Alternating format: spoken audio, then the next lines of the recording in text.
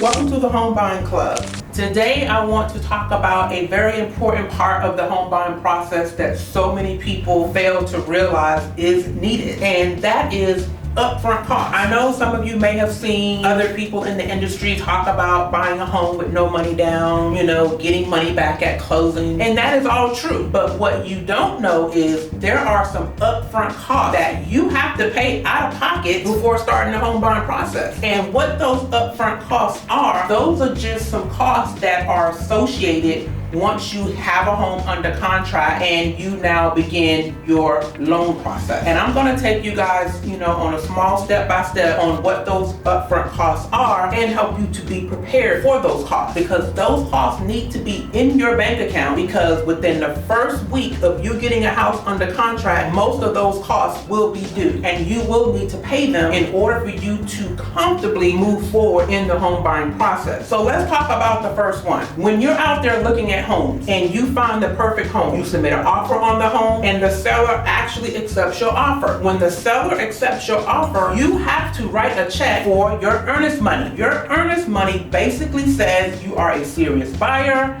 and you want that home. That also will now tell the seller, I will not take any more offers. Your offer is it. We can move forward with you. Your earnest money will typically be anywhere from $1,000 up to 1%. Again, it's a range because we never know what that range is, because all offers are different, or should I say all homes are different. The second price or cost that you will have is going to be your option fee. Your option fee is basically allowing you to get that home inspected. And when you use the option fee feature, it allows you to get the home inspected, and in the event that there is something wrong with the home, you could potentially get your earnest money back. So with the option fee, you want to get your property inspected. You want to make sure that that property has no defects. If there's anything wrong with the property, you want your agent to go back to the seller and now negotiate on getting those repairs done before you close on the home. And the option fee can typically range, sometimes I've seen as low as $50, but it can go up to thousands of dollars, just how bad you want the offer. And the reason why I say it can go up to thousands of dollars,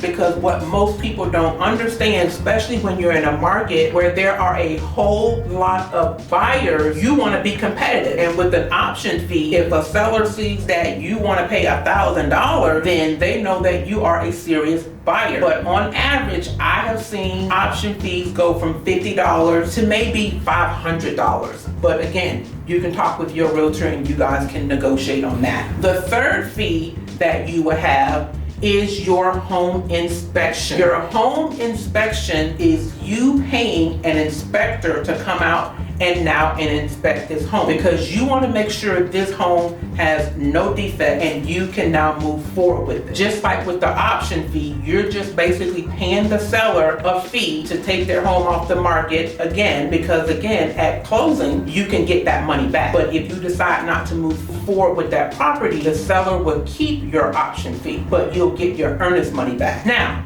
when it comes to your home inspection can range from, I've seen as little as $350, and it can go as high as probably $1,000. And that is really based on the size of the home. Now, if you have a mega mansion, now that number could be even higher. But an average home usually runs around $350, $375 to get that home inspected. And that fee is paid directly to the home inspector. Your last fee that you will be required to pay is your appraisal. Now, once you decide to move forward with the process, the inspection went well, there are some minor things that you need to have taken care of. The seller said they would take care of them before closing. You decide to move forward. If that is the case, within 3 to 5 days, now your loan officer is going to require that you send in your credit card authorization to pay for your appraisal. And your appraisal report typically will cost around $495, $595. All these fees